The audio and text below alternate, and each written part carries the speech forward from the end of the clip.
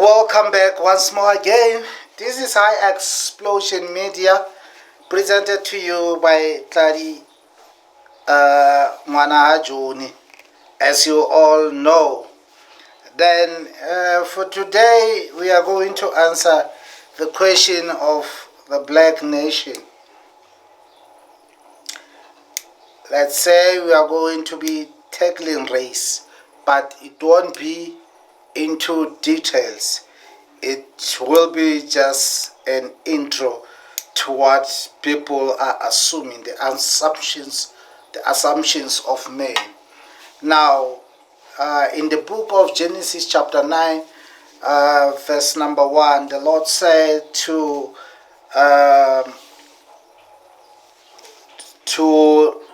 Abraham and his children, that be fruitful, fill the whole earth. It read as follows. Noah, not Abraham. Noah, not Abraham. And God said, and God blessed Noah and his sons, and said unto them, be fruitful and multiply and replenish the earth. That's the blessing that God has given them, that they should replenish the whole earth. As you all know, the sons of Noah were three. It was Shem, Ham, and Japheth. So the sons that came out of the ark after the great flood. So God blessed them that they should be fruitful and fill the whole earth. That was the blessings from the Lord.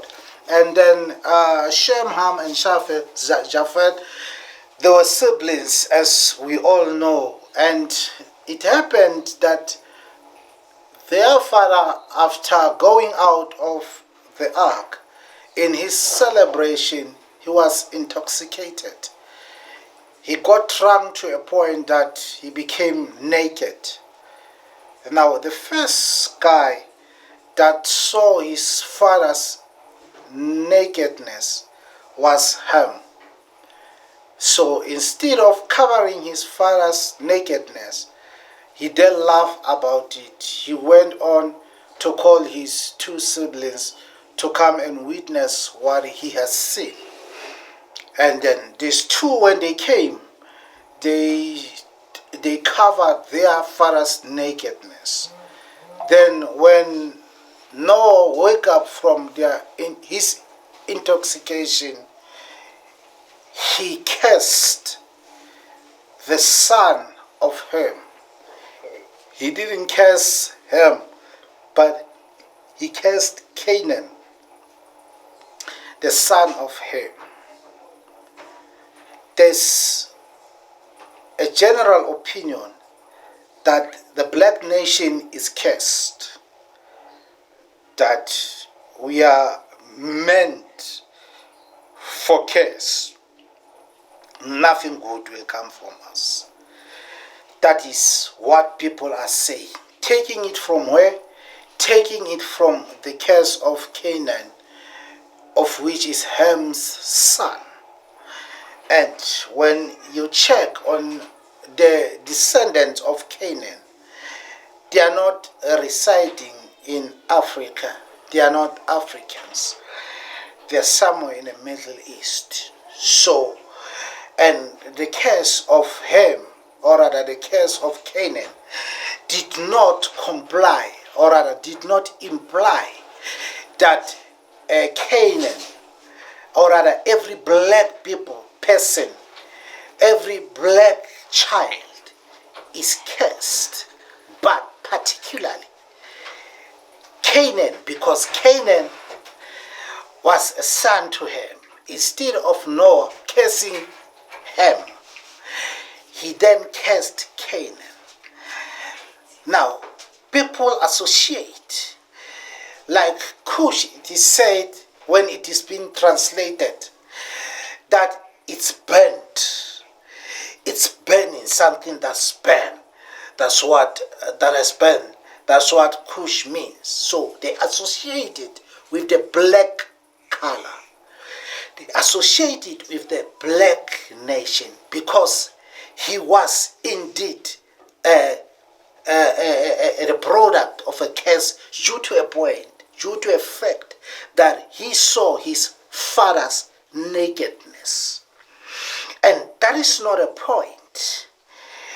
That is not a point, because the descendants of Canaan, like I said, they are in the Middle East. They are not in Africa. So in Africa, we are not the descendants of Canaan. Now, Shem, it's an ancestor to the Semitic, that is the Hebrews, Arabs, and Assyrians. He is the father to them. Like you can get it in the book of Genesis chapter 10 verse going down. And then, of which genealogy of Jesus comes from. A genealogy of Jesus, that is Abraham, Isaac, Jacob, down to Jesus. That's the descendants of Shem.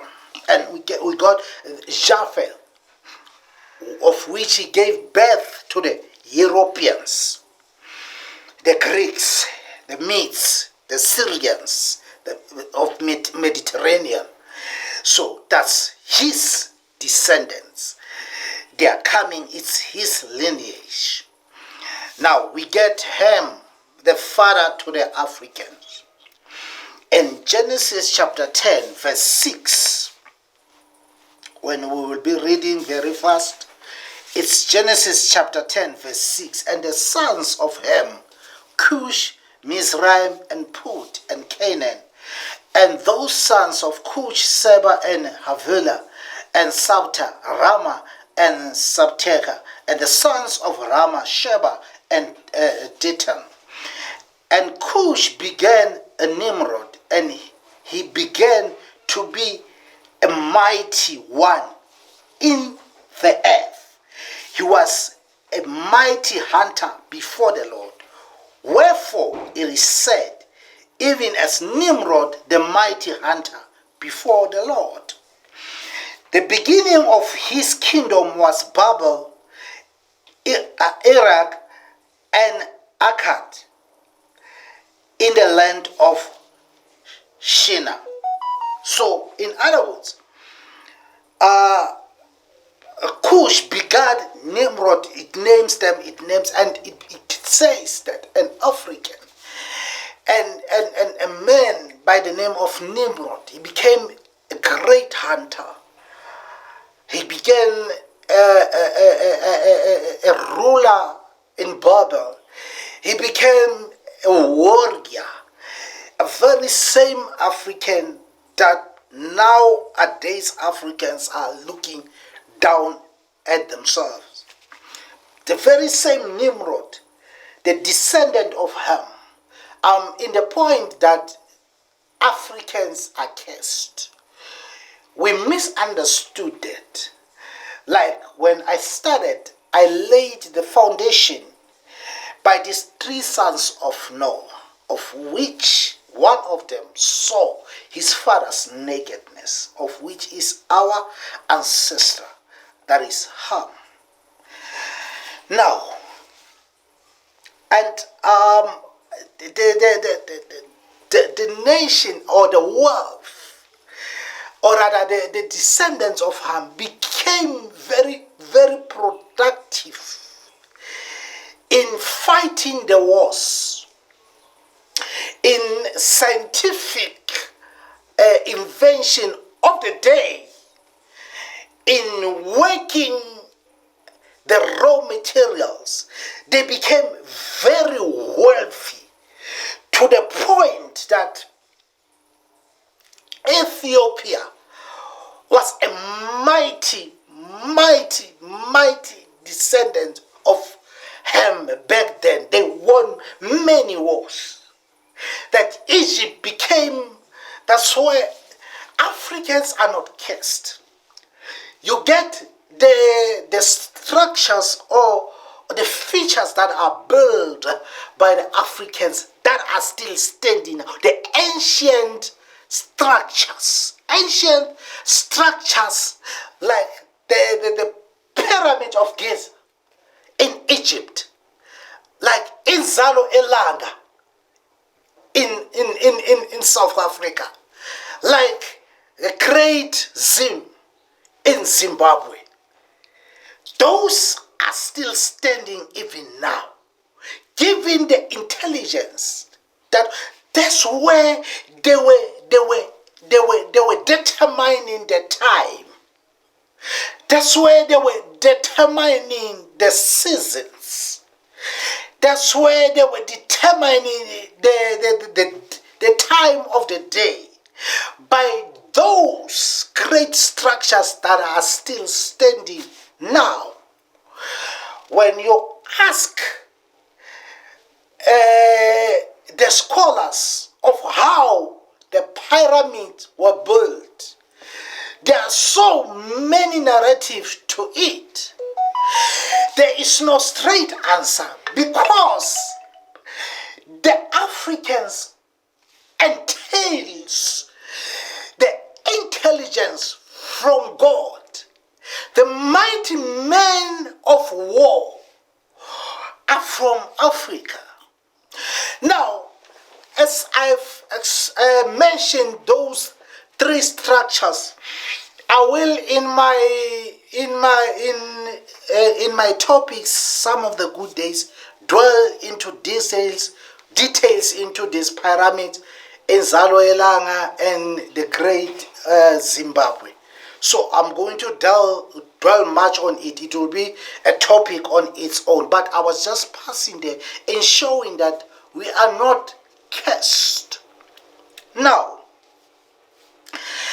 as the Africans, as being the people of God, we are categorized under one umbrella as the Africans.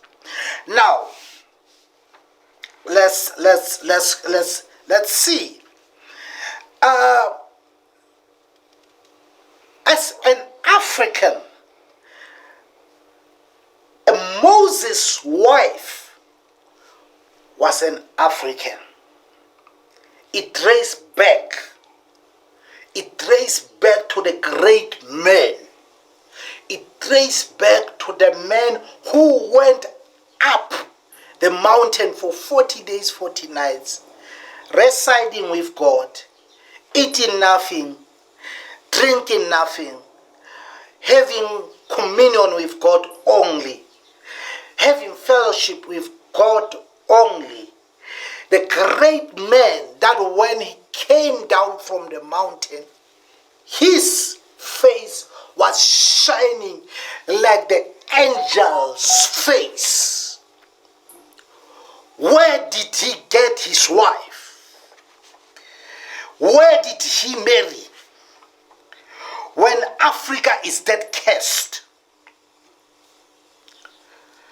Here we go. In the book of Numbers, chapter 12, verse number 1, it reads as follows. And the Lord spake, in the book of Numbers, chapter 12, verse number 1. Just a moment. And 12:1. And Miriam and Aaron spake against Moses because of the Ethiopian woman whom he had married. For he had married an Ethiopian woman. I think I should read it again. Numbers 12 verse 1. And Miriam and Aaron spake against Moses because of the Ethiopian woman whom he had married. For he had married an Ethiopian woman. And they said, hath the Lord indeed spoken only by Moses? Hath he not spoken also by us? And the Lord had it. Now, when he's speaking about Moses, we are speaking about the great feature in the Bible. We're speaking about the author of the first books of the Bible. We're speaking about the man who sat with God. We're speaking about the only man who sat with Almighty for 40 days, 40 nights. He's a great leader. Yet, he begat his wife from Ethiopia. So, where does Ethiopia, where is Ethiopia? It's in Africa. So, when Africa was cast in that way, will Moses, the servant of the Most High God, will he have married an African out of the cast nation? That is a no. Because we are blessed by God. We are made. There is one reference that I will refer you to at the end of this episode. I'll refer you to such. But for now, I'm still in the theory that Africa is cursed. I'm still in the theory that Africa is not loved by God. I mean that look at the national disasters, national catastrophes. We are so blessed, particularly I'm in South Africa. There are no national disasters like it's happening on the West. So, what is happening, the hurricanes and the stuff in the Western countries should have been happening here at home because we are cursed according to the people. Because Africa is a cursed soul. Is a cursed place on the planet Earth. So God was going to punish us with such national disasters. But here we are. We are so blessed. And God made it a point again that in Africa, that's where I'm going to bury the raw materials. In Africa, that's where I'm going to plant the raw materials. I'm going to make Africa rich. You name it, agriculturally so, you name it. Africa is very rich. For the fact that the colonizers planted the raw mind mentality in us, for them to steal our materials, I will say, for that fact, they have done their part.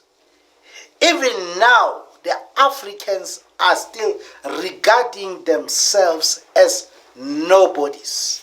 Even now, the Africans regard themselves as of low class compared to other nations. I mean, Africa at large.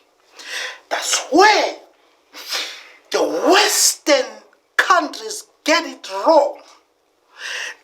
That when Africa is waking up, they will devise the means of confusing Africa again to fight amongst herself.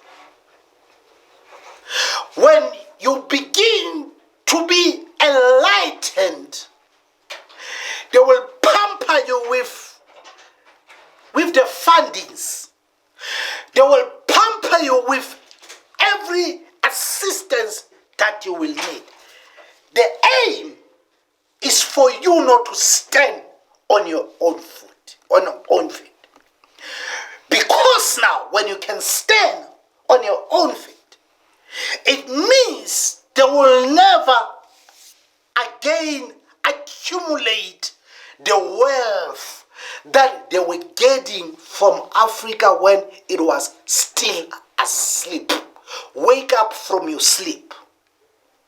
It is now dawn. Now, that's why you see Ibrahim Traore developing the previously poor Burkina Faso, but escalating it to match the standard of the world. So in so doing, they wanted to assassinate him. They then brought somebody around him, next to him, to eliminate him. Because you are not supposed to wake up. You must always be in your deep sleep. That's where they want you. That's what we are actually planting in our children's minds again. That in order for you to be successful, you don't have to start from afresh. From the scratch, You have to climb on a moving vehicle. Rona, we are going to school in order for us to work for somebody. That's what the colonizers implanted in our minds.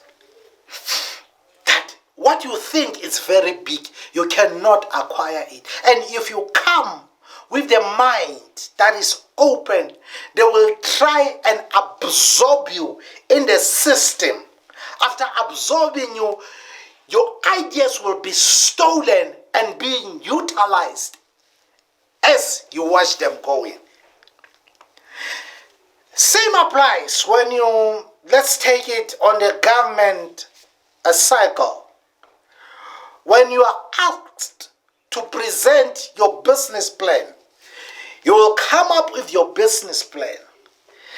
You will jot it down perfectly so and present it. When it's a viable idea, it is going to be utilized by the very same people that you were presenting to. In other words, your ideas are going to be stolen.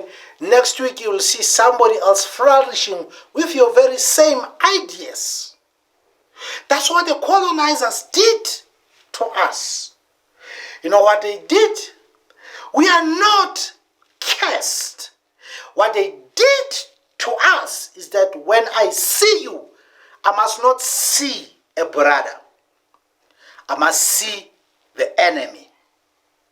When I see you, I must not see a brother. And we have bought that. Okay. Let me make a simple example. We have the influx of people in South Africa. They are migrating to South Africa. That's fine. But what is happening then?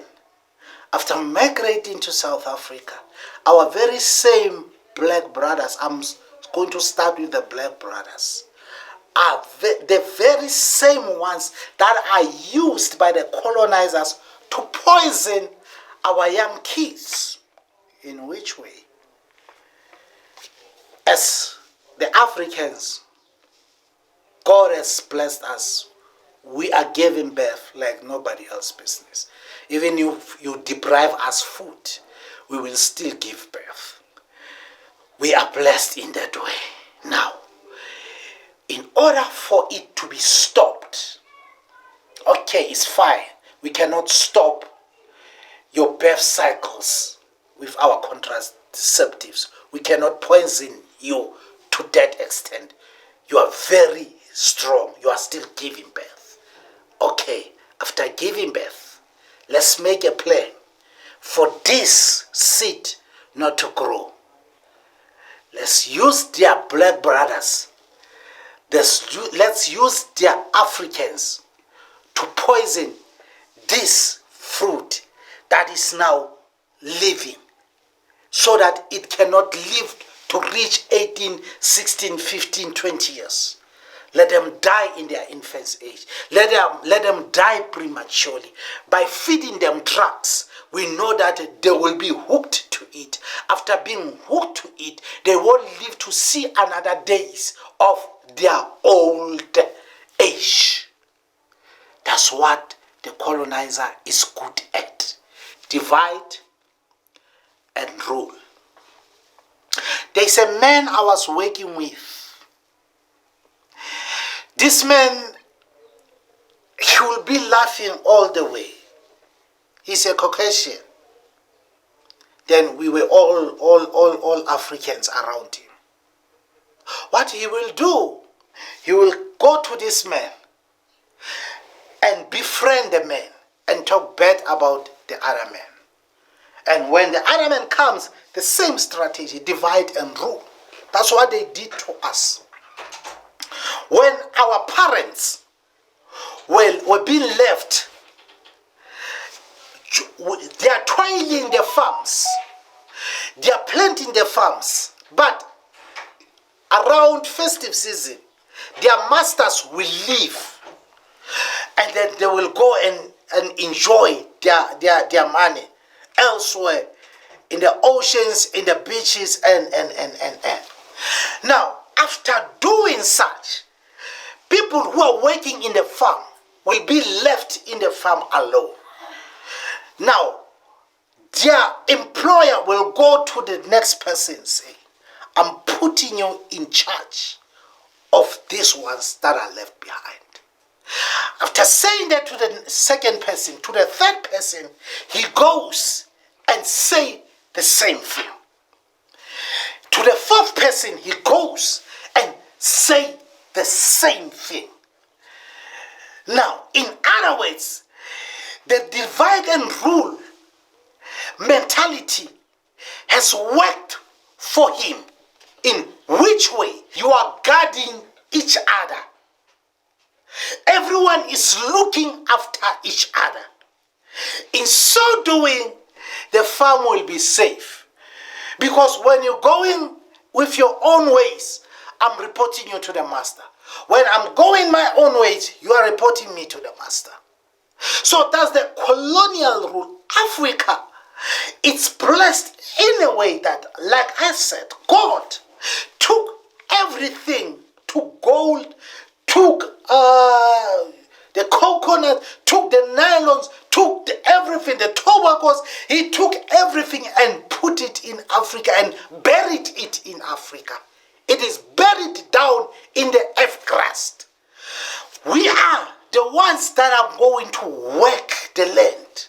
After working the land, what the colonizers do, they just take the earnings and leave. You remember I said in my last video, let the government be wise and build the refining station for all our materials, for all our raw materials. Let us not just dig the filthy stone and send it away. When it comes back, it will come back as a shining stone and expensive as ever to us. All right. Then when Miriam spoke bad about Moses, God struck them with leprosy. The Bible says Moses was a meek man, down to earth.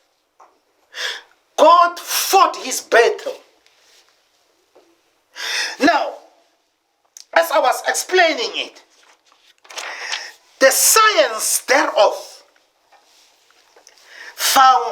is found here where we live, but you don't know it. Let me read now in Acts chapter 17. I'm rushing towards my conclusion. We will be done in no time. It's Acts chapter 17. We are reading verse 17. Acts 17, we are reading verse 26. It reads as follows. And he had made of one blood all nations of men for to dwell in all the face of the earth, and have determined the times before appointed, and the bounds of their habitation. And he hath made of one blood all nations. The blood of a white man and the blood of a black man share the same common factors. We don't have the blood that is black and the blood that is white. The same blood that you get in a white man veins, you get in a black man's veins. Very same blood. There's no difference. It's just that in South Africa, there was a time when you'll donate blood as a black person, or rather as a colored, then your blood will be thrown away.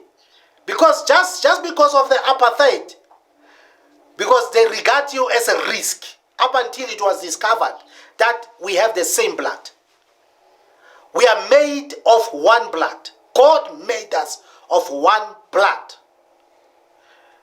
There is a politician says it's not actual. We cannot say you can say it's a scientific observation anyway, that black can turn white, white cannot turn black. And I don't want to dwell much in that, but that's what is happening of the fact that there isn't God. If there was a difference between a white person and a black person in the Bible, that means our blood should be different as we're speaking. The blood should have been cursed, as the people are saying, but it is not cursed. We have the very same blood that they are carrying also. Now, ladies and gentlemen, I spoke about Nimrod. Nimrod became a warrior. He was feared everywhere as a descendant of Ham. A Ham that has been said that is cursed. Our nation that has been said that it's cursed. But we have the great leaders that came from us. Now, in the next episode, let us focus more on a black man in the Bible. This is your man, Joe Nitladi, signing out from High Explosion Media. We are encountering a major influx in our inboxes. So we thank you very much. We thank you very much. Keep watching, keep supporting, keep liking, keep sharing. God bless you. Shalom.